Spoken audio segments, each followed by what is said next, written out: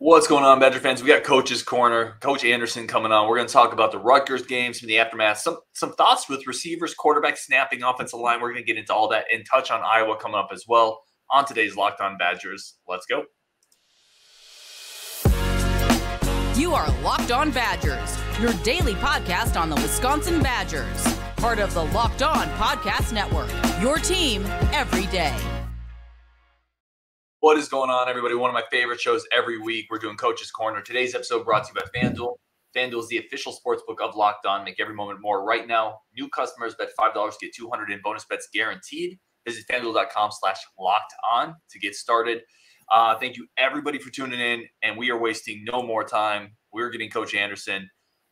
Coach, I want to start here, man. I want to dive right into it. There's no time for pleasantries when you come on the show because I got to get every bit of football knowledge out of your brain onto the airwaves. I want to start here with a comment you made in the live show. We talked about it. We said, we're going to talk about this more in Coach's Corner. There was frustrations about receivers dropping balls or at least not making some of the contested catches. I want to be fair. Not every drop is the same.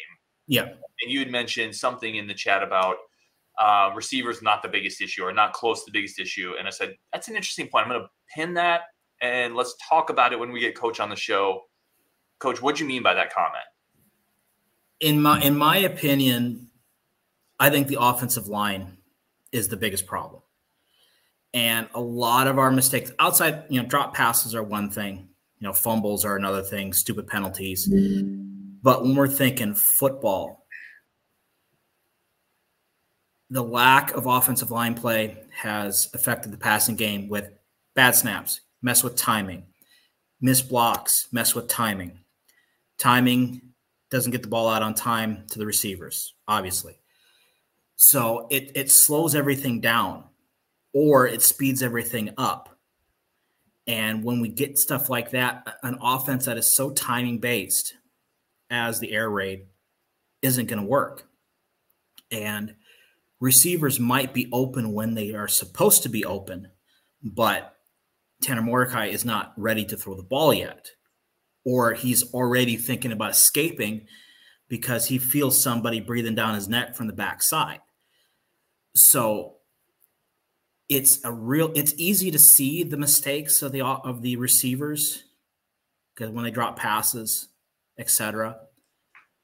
But really, our offensive line play, tackles especially.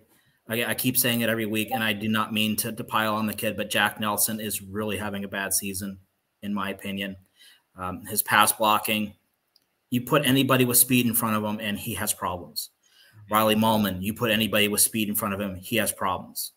This last week, on top of his bad snaps, Tanner Mordecai, you put somebody with strength in front of him, he's going to get a stiff arm to the neck, and he's going to get driven straight back. Everything rolls downhill from there. So as much as we want, I see some people calling for Mike Brown's job, which is really stupid. Yeah, that's what is he supposed to do?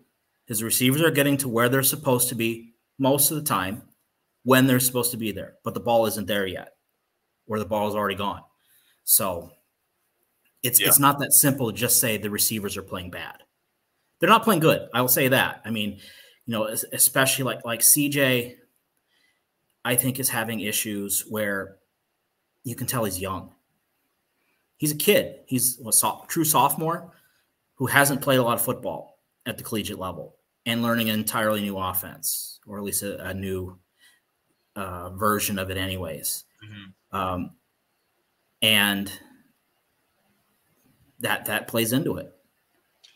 Here's what I would say. So I want to keep talking about the offensive line. I want to talk about snaps more. I want to talk about what this might say about the people not pushing maybe at left tackle and right tackle.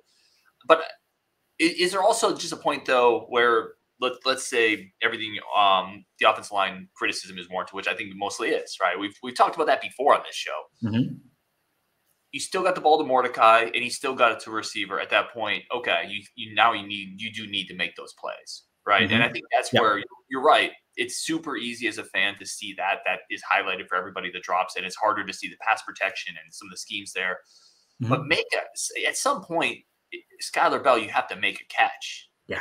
You have to, you're over 3 on those. And that last one was hard. That's a hard catch to make, but it wasn't even a competitive attempt. It felt like it hit his face mask. Still hit him in the face mask. Exactly. And at the end of the day, when people complain about, Mike Brown or anything, like, what's his coaching point going to be on that? Catch the ball, hit you in the face mask.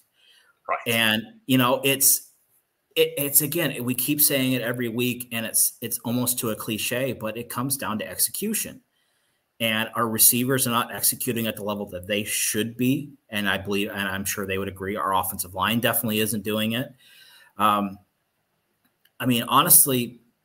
if we look at the entire offense, the guys that I can say who are executing at as high a level as possible are Tanner Mordecai, Tucker Ashcraft, Ches Malusi until he got hurt,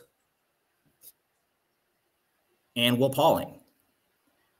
They have been consistent. Jackson Aker has been consistent. Mm-hmm. Joe Huber has been consistent. He's not consistently great, but he's consistent. Where would you put DK on that? DK's he's hit and miss because he's a solid receiver. He's a good blocker. He does a lot of good things, but his shortcomings have kind of been shown very much this year.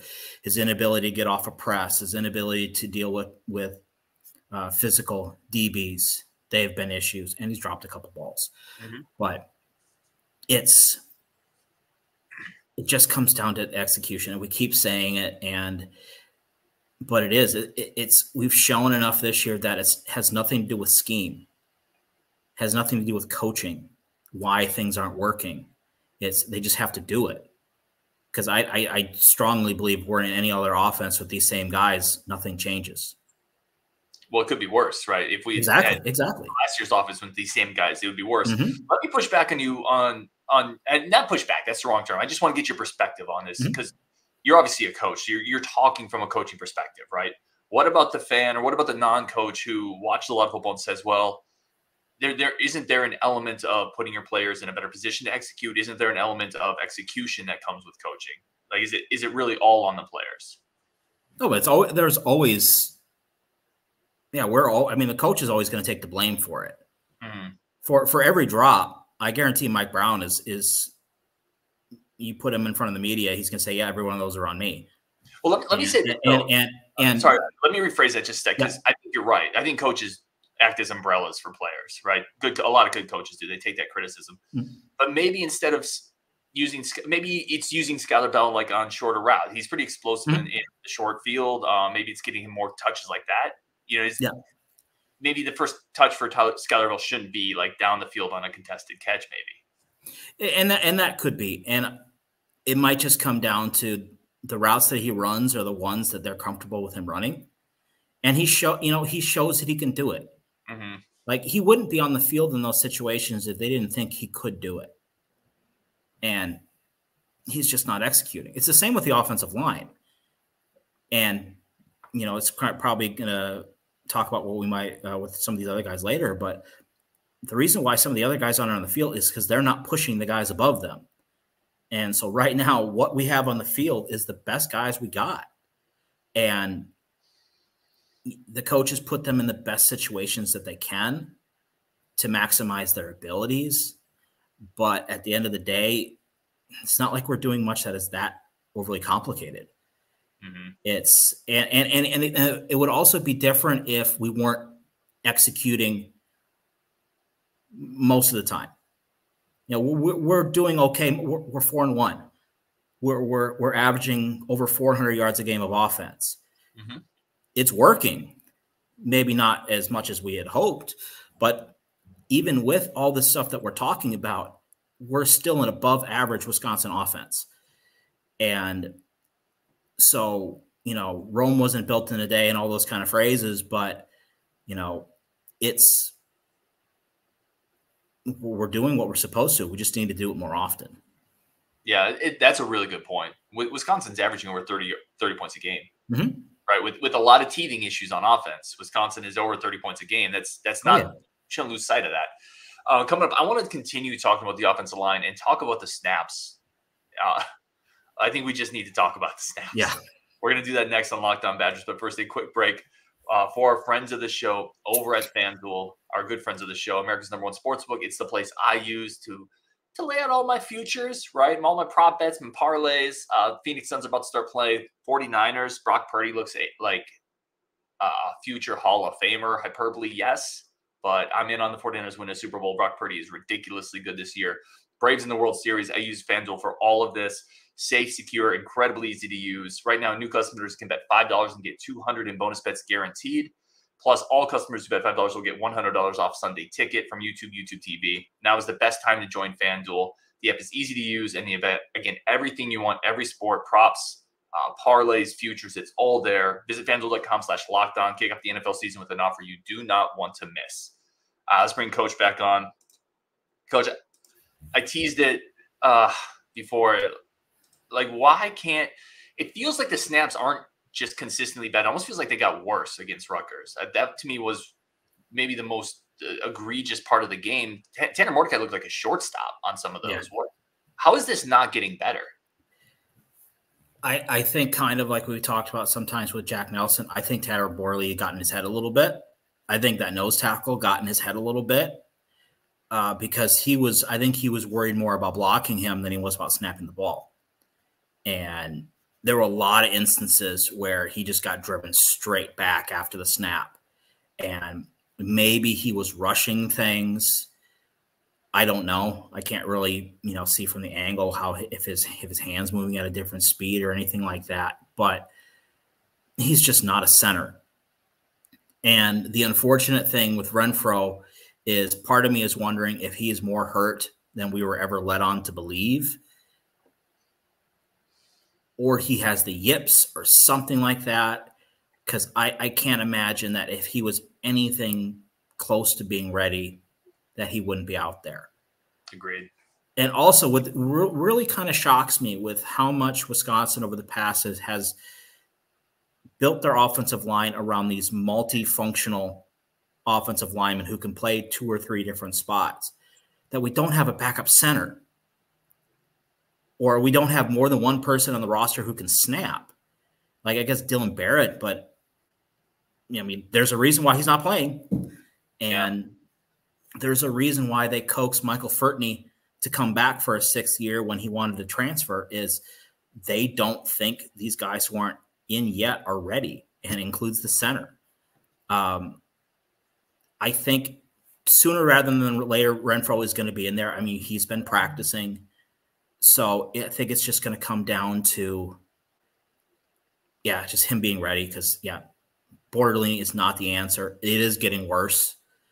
And what really gets me is, like, they did some new things with him this week where he's snapping the ball and then pulling it out in pass protection. That's next level stuff, and he does it flawlessly. But when you just ask him, just like, all right, just snap the ball back to Tanner normally and just block guy in front of you, he couldn't do it. And it's odd. You mentioned the timing of it. Quarterback is essentially the most cerebral spot, at least in American sports. I don't know all the sports in the world, but you have to process so much information. What does that do to a quarterback, right? When pre-snap, you can see Tanner almost bracing himself, like literally in the pocket, trying to figure out where the snap's going to go. So in that moment, he's not looking at the safety. He's not reading the defense. He is, where is this snap going to go? I know the coaching staff, and again, this is the coaching staff, I think, to some degree, taking bullets for Tanner. They said the message has been kind of through the media. It's not a big deal. This is clearly a big deal, and it's got to impact Tanner and his processing. Oh, for sure. The entire passing game, the entire drop back passing game is built on timing the routes to Tanner's footwork. Everything is timed up. And Phil Longo gives the quarterbacks freedom to adjust their footwork to make sure that when their back foot hits the ground, they're ready to throw the football. When the snap is off, everything from then on is a half a step off. Good centers can snap a football and it will hit the quarterback on his hands with the laces on his hands every single time. And that allows the quarterback to speed up their process. I haven't seen Jake Renfrow snap, but obviously he's an all-conference center. I'm sure his snaps are somewhere in that general range. And that allows the quarterback to speed up the process and then slow down his post-snap decision-making. Now, Tanner has to find the football. Mm-hmm. He actually have to actively look for the football and then get into his process. And this is a reason why a lot of these routes are not open, is the timing is completely screwed up. And the snap is a huge part of it. Let me talk about the Renfrow situation too, because I'm curious on your take on here. I've been kind of putting the brakes on this with people who keep saying once Renfrow gets back. This is a dude who hasn't played in a long time now. Missed spring practice, most of fall practice, hasn't played this year, missed last year with injury. I think people forget, like, last year was a wash for him as well. I don't know if it's realistic, man. Obviously, he's practicing somewhat. He is a veteran. By all accounts, he's a gamer, but I don't know how realistic it is to stick a guy who hasn't played in a year and a half in the middle of Big Ten football. And that might be why, like last week against Rutgers, why they didn't bring him in, is that it might have been more bad than good to just throw him in there. They thought they could win the game with Bortolini. And so they're slowly bringing him up to speed to get him to where he's supposed to be. But by all accounts, in spring and in fall camp, when he was healthy, he was the guy. Mm-hmm. He didn't show many signs of rust, and that's important. But I think they're being very careful because his next injury could be his last. You know, he's getting to a point where eventually, if you keep getting these season-ending injuries, you start thinking about going pro in something other than sports. So they're probably being careful. And who knows, they might be pushing things to see if he might not be 100%, pushing for a medical hardship, or, you know, waiting as long as they can and seeing if they can use him and redshirt him. Who knows? In all indications is they want him back. They think he can help the team. They think it would help the team to put Bortolini back at guard. And I think it would. I think Michael Furtney would be going straight out and Bortolini would be going right next to him. And that would be a plus. But, you know, we're going to have to see. And I think they're being careful with Renfrow. I think maybe we're getting a little excited because, again, he's one of those transfer guys who came with – one of the few transfer guys who came in with, you know, accolades, all-conference guy. And he was the missing piece. We don't have a center. Oh, great. Yes, he's going to fit. And then he's hurt. And, you know, it's hard not to be excited and wanting him to get in there, but we can't rush him because if we do and he gets hurt again, then we're stuck anyways. So Bortolini's going to have to get better eventually.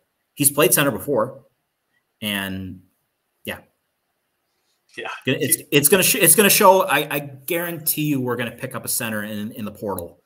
Yeah, I agree. This offseason, if not more than one,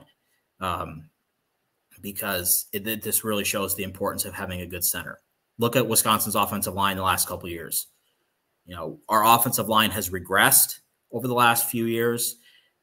Joe Tippmann did not, and he made us look a lot better than maybe we were, having a solid guy like that up the middle. Yeah, and we've had solid guys up the middle the last few years, and that's kind of been our thing, which again makes me wonder why we didn't have somebody waiting in the wings that we needed to go to the transfer portal to pick up a center. It kind of doesn't make sense with the way we've brought offensive linemen over the years that there wasn't somebody there, but that's how it was. Yeah, it's funny. In the offseason, they had transfer portal rankings. I had Mordecai number one, obviously, in terms of impact players this year that Wisconsin got. Mordecai was one. I had Renfrow too. I just thought he was a plug and play. I thought the level of importance he was bringing in, everyone was excited about the receivers and Varner. I'm like, this guy's a plug and play starter. He's so important for what they want to do this year, and to not have him, unfortunately, he is really important, and they haven't been able to get him. I want to give you credit, quick, Coach. You talked about coming out of the bye week. Tackling would look better. The coaches would grind on that. They looked much more sound against Rutgers. What did you pick up from the defense this week watching on the rewatch? They looked a lot more comfortable. You notice the previous weeks, a lot of guys were just kind of either half a step slow or half a step fast, and they were getting themselves out of position. This last week, they seemed a lot more under control. I think they focused a lot more on fundamentals and making sure they get their keys right. That was an improvement. I think the style of offense that Rutgers played helped play into that and allowed them to play more assignment football, which is something they needed. When you open the season against 3 out of 4 teams that are actively trying to get you to not play assignment football, that can be really tough on a defense, especially when you're learning a new system. But against Rutgers, they were able to relax. Rutgers played slower tempo, much slower tempo, and it allowed them to just lock in on fundamentals, and that was really good to see. Tackling improved a lot. It was fundamental tackling that was way better. They were in better position. They made better contact. They weren't diving at thighs like they were before. So you can definitely tell they had a good point of emphasis during the bye to work on the fundamentals. Yeah, no, I agree. All right, coming up, we're going to talk Iowa a little bit. Where does Coach see that one going? And I want to ask him about a game management situation too and just get his feel on that. But first, a quick break for our friends of the show. Today's friends of the show over at LinkedIn. I've talked about LinkedIn a lot. LinkedIn is the #1 hiring platform that small businesses use. It is a great tool to find the right people to bring into your organization, a great tool to not get the people in your organization have no business interviewing for a job. They have screening tools that filter out the applicants that have no business coming through that interview door. Saves you time. Saving time saves money. That is what LinkedIn is all about. It's a professional network. It's something I use. It's something the company I'm involved with uses. LinkedIn Jobs helps you find the qualified candidates you want to talk to faster. Post your job for free at linkedin.com/lockedoncollege. That's linkedin.com/lockedoncollege. Post your job for free. Terms and conditions do apply. Let's bring Coach back in. Coach, I want to start here before we get to Iowa. There was one game management situation. I've kind of fouled in my head. I'm like, I'm going to ask Coach about that one on Wednesday. Before the half, Rutgers had the ball. Wisconsin's up 10-0. Rutgers is driving. It was that last drive they had before, obviously, the pick six. So at the end, this is moot. But the decision-making is always important, right? Rutgers has the ball. There's a minute left. Wisconsin has all their timeouts. They get down to the 2-yard line, 3-yard line on a whimsic run. Clock is running. No timeout from Wisconsin. Another inside handoff. Clock continues to run. What did you think about time management there? In my head, I want a timeout there because there's enough time if Rutgers scores, which teams normally do when they get down to the 2-yard line. You have time to get a drive before half. This was only a 10-0 game. Rutgers is getting ball after halftime. I was surprised they didn't call a timeout there. I'm curious where you were on this one. Drive. And I kind of went back, watched that whole last drive. And I think the mentality going into that was we don't want to give Rutgers a chance to either ensure they score and get some momentum going into that. Because I don't even if there was time left on the clock after that drive, I think we would have just kneeled it. Because trying to come out and just toss it up at the end, because even if we stop Rutgers down there, we're going 90 yards in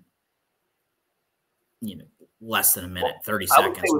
My thought process is with Vacos, though, you're going for it, right? Certainly touchdown. I'm thinking if you have 40 seconds, isn't this kind of why we have a passing quarterback now? Like I hear you. I'm not saying your perspective is wrong.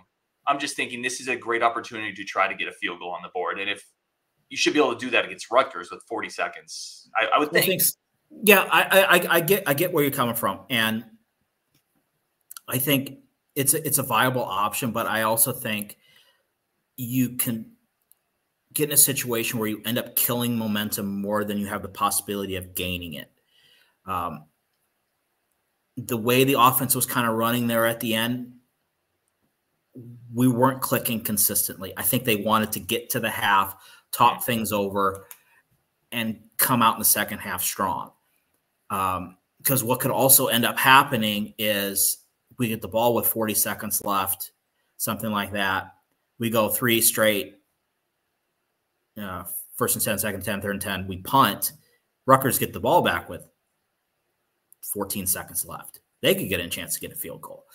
So as much as you like to be aggressive at the end of halves, you don't want to be in a situation where you could give the other team momentum on the backs of you trying to get momentum for yourself. So if it was at midfield, that would be different. Forcing them to punt, that would be very different. And I would for sure think that they would have taken the timeouts to force them to punt. Even if it was a longer situation, if it was at the 25-yard line, 30, just on the fringe of their kickers' range, they would have taken timeouts, forced him to try to make the kick, get a negative play, and then, okay, now we've got 65, 70 yards. We can run 3 plays, get into field goal range, we can try it. But I think where they were on the field and with the way the offense was working, the risk reward management played in the favor of let's keep it safe. Let's just make sure we keep Rutgers out of the end zone, because Rutgers weren't helping themselves. They were really grinding the clock. Like they had no sense of urgency in the entire game. It's true. Even when they needed it. Exactly. So I think what they were trying, they're basically is like letting Rutgers kill their own momentum. And what ended up happening is exactly what happened, where the pass that we talked about all week that Wimsett was capable of making, he made, and Rico walks into the end zone. So it's a tough situation. You always want to be aggressive, but at the end of the day, you have to weigh the consequences of your aggressiveness. And if I was in the same situation as Luke Fickell, I probably would have done the same thing. Just keep them from scoring. That's where the focus is. Sucks to go to halftime with all your timeouts left. I am guilty of that a lot, where I don't use my timeouts. But if the game is working how you're expecting it to, you don't really think of timeouts. Yeah, I think that's fair perspective. I think that it's a perspective fans and coaches will probably look at differently. Not to say one is more right than the other, but I get the perspective of it for sure. I want to shift to here. Oh, by the way, that those Rutgers fans that were upset with our Gavin Wimsett take never came back. Yeah, shocking. I mean, I will give them credit. They forced me to watch him more, because I watched 2 games. I watched the game against Michigan and I watched the game against Wagner to see what I could pick up, and I saw some key points in there. And what we said was true. It wasn't a criticism of him. He's a good player, and I don't think they used him very well, or they didn't maximize his potential. And he did exactly what we thought they were going to do, and played right into our hands. So sometimes it sucks being right, but unfortunately that's what we were. So, well, let's see if we can be right again with Iowa coming up. We were talking before the show. I don't want to jinx it, and I don't want to get crazy. This is as good as I feel about a Wisconsin-Iowa game in years. And it's mostly because you already have a terrible Iowa offense. And now you've taken, McNamara out, you put in Deacon Hill, and there's no running threat from the quarterback. There's no accuracy. It's an inexperienced guy making his first start. We all know who Deacon Hill is. Yeah. I don't know how they move the ball at all against us. It's staggering how inept Iowa is at offense. They're so predictable. They're so bland and vanilla that even with Cade McNamara, they couldn't score. I made a point when I was doing my Iowa preview video this morning, where Iowa got a big interception, returned the ball down to the 2-yard line. I said the great thing about the Iowa offense is they turned that into a field goal. And I think there was a snap over the head on the next play, and they lost a bunch of yards, and they turned it into like a 27-yard field goal instead of a 2-yard touchdown. What I really like about Iowa is they're gonna force us to play with that kind of base personnel, that 3-3-5, more the bigger bodies, more of the guys who this defense was built on. So offensively, what they can do plays right into our hands. Also, I guarantee you all those guys on defense who played against Deacon Hill as a scout team quarterback know all his ins and outs, and they know how to get in his head. So defensively, this is the most confident I've been all year, because not only because of how bad Iowa is offensively in terms of schematics, but they play into what we need to get better at and what we are better at defensively. It feels like Rutgers. It feels like a game where we're going to be more comfortable, except you don't have a running threat at quarterback. You have a more inexperienced, less athletic quarterback. Like I don't see I don't understand how they're going to move the ball at all. I talked to the Locked On Iowa guy. He's flummoxed by it. He doesn't know either. He said, take deep shots. Well, that's fine if you have a quarterback who can hit deep shots and a pass protection that can hold up. They have neither of those things. No. Deacon's got a big arm. We've always known that, but it's not very accurate. He doesn't have great pass protection. I mean, he has really bad pass protection. And what are they going to do? Are you going to grab the ball and just like chuck and duck? I mean, it's probably going to end up what's going to end up happening. And he'll probably have, I'll say this, he'll probably have a career day. Not saying much, but he's going to have what Iowa fans are going to consider a good day. And that's more because we're going to shut down everything that Iowa's good at and force them to do things that they're not. And they're going to hit one. Mm-hmm. You know, Iowa's full of Division I caliber, Big Ten caliber athletes. They'll make plays if given the opportunity. Iowa's coaching staff has not put them in an opportunity to make very many plays, but it might happen. But our defense versus their offense, and then our offense versus their defense, we come out on top. They might be better. Their defense might be better than our offense, but our defense is way better than their offense. Something's got to give. And it's going to be an ugly slugfest probably. I hear the weather is supposed to be terrible. But yeah, this is not Iowa, you know, when they're going to play against Stanford in the Rose Bowl. This is a knockoff version. Yeah. This was kind of a knockoff version with a veteran quarterback. It's just even worse with Deacon Hill, right? Yeah. I'm curious, what is your score prediction here? Where do you see this going? I don't want to be too optimistic, so we'll try to be calm here.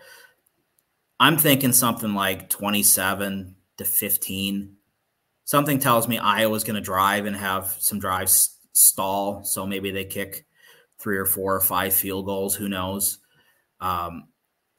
They do enough. They do the right things defensively that play into things that we're good at offensively. I saw some things again watching them play against Purdue and Penn State, where a lot of the key things that we like to do, Iowa, I don't want to say is vulnerable at, but Purdue and Penn State were effective with it. Outside zone running, the access throws, quick stuff to the outside, screens, etc. Those things are there, and we're going to be able to do enough offensively to sustain drives and put enough points on the board. I would be confident in saying we'll probably get either a defensive touchdown or a special teams touchdown. Would be necessary to get to that 27 range. But yeah, 27-15, 24-12, something like that. Ugly, you know, but at the end of the day, the only thing that matters is we have more points than them at the end of the game. I don't care if it's 14-9, whatever, as long as we beat them, put ourselves in the driver's seat in the Big Ten West, and then get ready for Burt next week. What a classic Big Ten West game in the final year of the Big Ten West. It's going to be ugly in all the beautiful ways that the Big Ten West has been. Exactly. He is Coach Anderson. Coach, as always, where can people find? I watched your recap. We were talking about a little bit on the Rutgers game. Where can people find what you're doing and your work and support you? Yeah, everything. Like always, at the Dairy Raid, put a bunch of new videos this week on the YouTube. Went through Iowa defensively this week and did a breakdown of Penn State and Purdue's offense against Iowa's defense to kind of show two offenses that are similar to what we do and how they do it. Also, Substack, I'm working on a little bit of a Q&A thing right now. I've been getting some good questions, but we're kind of getting a lot of the same ones. No, I'm not going to say if we had a chance, I'd bring Jim Leonard back. So stop asking me that question. So if anybody's interested in that, that's on Substack as well. And then I'm on Twitter as well. Always there to interact with people. Love it, man. He has great content. I highly encourage everyone to go check it out. Maybe next time we just go live as well, Coach, and we can take some questions that way from people. Absolutely. Love it. All right, everybody, thank you for tuning in on Wisconsin. He is Coach Anderson. I'm Ryan Herrings, Locked On Badgers. Let's go.